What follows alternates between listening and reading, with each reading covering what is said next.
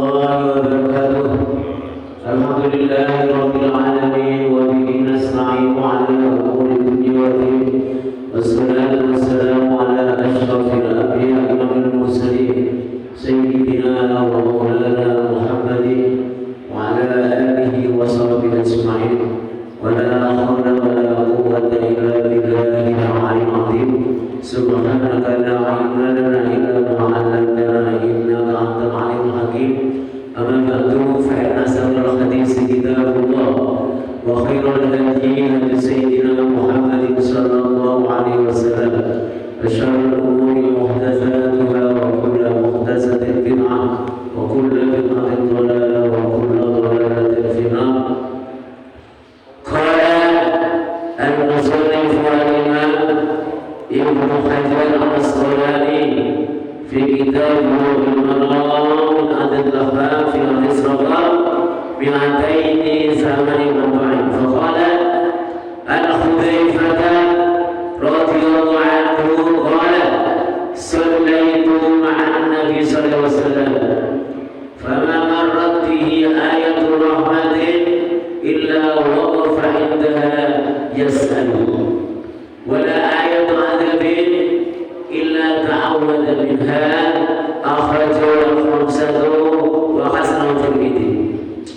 Bapak Ibu yang telah dimudahkan Allah untuk ikhlas duduk di Masjid Al-Furqan untuk mendengar hadis Nabi sallallahu alaihi wasallam, semoga waktunya barokah, umurnya barokah dan Allah.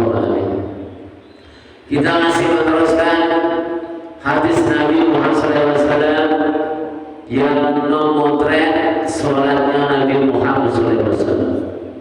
Informasi dari Hudzaifah ibn Yaman. Semoga Allah memberi beliau qala sallaitu ma'an Nabi SAW, saya sholat sama Nabi. Fama marrat bihi ayatul rahmatin, ketika Nabi membaca ayat yang isinya rahmat Allah. Wasiqal ladina kawasiqal ladina taqarrabu ila jannati zumara. Ketika Nabi baca ayat tentang kenikmatan surga, illa waqafa inda yas'ala. Kemudian Nabi diam sebentar, doa sama Allah, ya Allah, doakan minta agar kami dijadikan penduduk surga. Wala ta'adzabi illa ta'awwada minha. Dan ketika melewati ayat-ayat tentang neraka, maka Nabi berhenti sebentar, doa Allah agar diselamatkan dari neraka. Wasiqal ladzina kafaru ila jahannam zumara. Tentang jahanam, Nabi bersabda, mudah minta sama Allah agar dihidupkan dari neraka.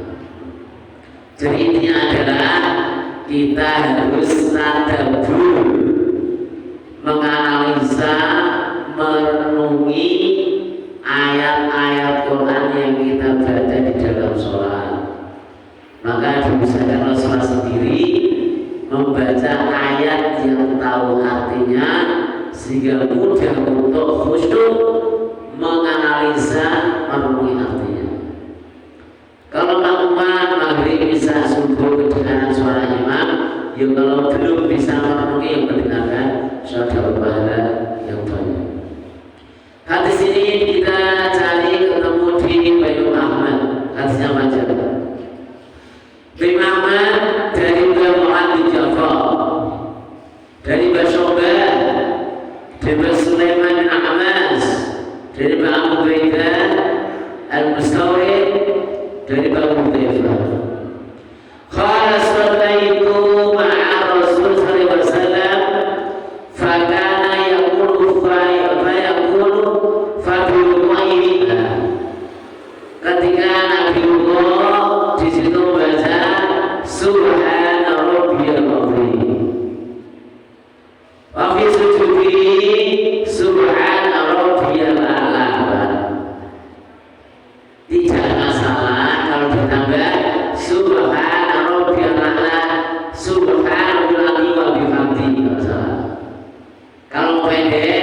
Subhan rabbiyal azim, Subhan rabbiyal a'la.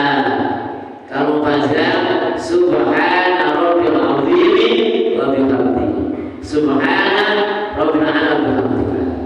Rukunya diisi dengan zikir, sujud dengan zikir juga. Kemudian diteruskan wa ma marra bi ayati rahmati illa waqafa inda fasad. Kemudian ketika tengah-tengah baca Al-Quran ada ayat rahmat, minta kepada Allah, ada ayat azab, minta agar kita dijauhkan dari azab neraka. Tuh, sehingga penuh dengan konsentrasi. Bahwa al-Yaman adalah sahabat Nabi. Beliau punya Nabi Sallallahu Alaihi Wasallam, Mbak Umar, Mbak Jabir dan yang lain. Muridnya adalah Mbak Husain bin Zubir dan yang lain. Mana itu beliau pernah menjabat jabatan penting di masa Mbak Umar bin Khattab. Beliau dijadikan gubernur di beberapa daerah. Kemudian menikahnya adalah 40 hari setelah menikahnya Mbak Utsman. Jadi sahabat yang sangat banyak hadisnya, berpengalaman menjabat jabatan gubernur di beberapa daerah saat itu, saat beliau jadi khalifah. Kemudian al-anbiya'u war-rusulu ma'sumun 'anil zalal. Yang namanya nabi dan para rasul adalah dijaga oleh Allah dari kesalahan. Gimana? Karena seluruh perilakunya menjadi pijakan hukum, maka Allah menjaga agar apa yang diucapkan semua benar, sehingga menjadi contoh dalam kehidupan. Sekalipun demikian, wa madzalika fahum yakhafuna Allah wa yarjun wa yakhafun. Sekalipun beliau tidak pernah punya dosa, tapi tetap memberikan contoh, khawatir terhadap azab Allah dan selalu mohon rahmat Allah, dia dapat surga, dijauhkan dari neraka. Sekalipun beliau sudah dijamin surga, tapi untuk ngasih pelajaran pada kita. Takut dengan azab Allah. Wa yatajabbaruna al-qulub as-samawiyah inda qiraatiha. Ketika baca Al-Quran, entah itu di sholat atau di luar sholat, selalu mentadaburi, merenungi pesan-pesan dalam Al-Quran.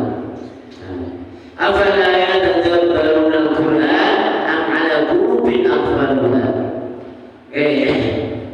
Wa yas'aluna Allah al-jannata inda mururi dzikriha. Ketika melewati ayat surga, wasari'u ila maghfiratin min rabbikum wa jannatin 'arduha as-samawati wal ardh. Nah, surga Allah seluas langit dan bumi. Karena itu yang tidak manusia. Hakikinya Allah Maha tahu luasnya berapa. Nah, ketika melihat itu Nabi, ya Allah, minta dimasukkan surga. Dan ketika membaca ayat neraka, meminta sama Allah agar dijaga dari neraka. Wa yatajibuna billahi dari ayat dengan inda ayati wahidihi. Dan Nabi minta perlindungan sama Allah ketika melewati membaca ayat tentang azab Allah Subhanahu wa taala. Untuk apa? Liyuqima syarrana. Umat iqamah al-jabar supaya benar-benar istiqomah, dimudahkan untuk melakukan hal-hal yang dijauhkan dari neraka dan dijauhkan dari azab Allah. Kemudian hadis tadi adalah ulama-ulama kapan itu Nabi membaca ayat azab kemudian ayat siksa dan berdoa. Ini pada ulama-ulama berdebat. Isinya adalah al-has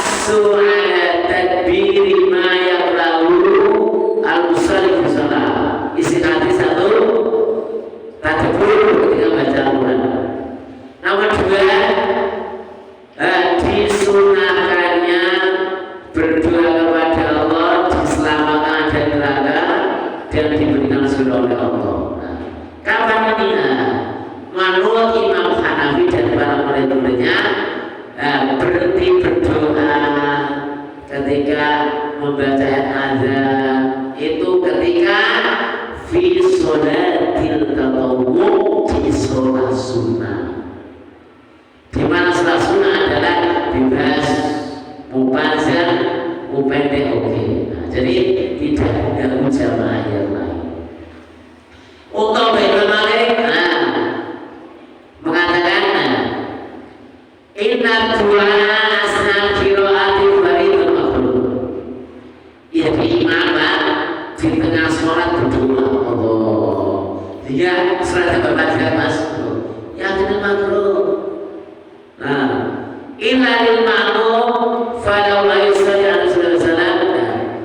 Ketika seorang imam membaca ayat adab dan ayat tentang surga, kemudian imamnya disarankan baca sholat. Wa qala Malikiyah al-hadis ini apakah berlaku setiap sholat? Akhirnya ada hadis yang menunjukkan ini itu dilakukan Nabi ketika tahajud sholat malam, tidak dilakukan di setiap sholat, apalagi kalau pas menjadi imam sholat wajib. Dari mana? Kuntu ma'a Rasulillah SAW. Saya berqiyamul lail, saya bertahajud dengan Nabi lailatan taman, di saat malam pazar. Bahkan kadang malamnya lebih banyak daripada siangnya, siangnya kadang lebih banyak daripada malamnya. Maka ketika malamnya pazar, info dewasa Nabi ketika tahajud membaca surat Al-Baqarah, surat An-Nisa, surat Ali Imran. Oke? Ketika melewati ayat-ayat adab minta kepada Allah di selamat di neraka, dan ketika melewati ayat surga minta dalam surga ini, info Aisyah dilakukan Nabi di sholat tahajud ketika malamnya pazar. Jadi, belalah Aisyah jamaah sama Nabi sama suaminya. Boleh. Sholat tahajud memang sunnahnya tidak berjamaah. Tapi kalau berjamaah nggak masalah. Buktinya Aisyah jamaah sama Nabi dan bacaannya wajar surat Al-Baqarah, surat An-Nisa, Ali Imran. Nah itu pilihan-pilihan yang dibaca Nabi sehingga banyak ayat adab, ayat sisa, ayat rahmat, kemudian Nabi diisi dengan doa-doa.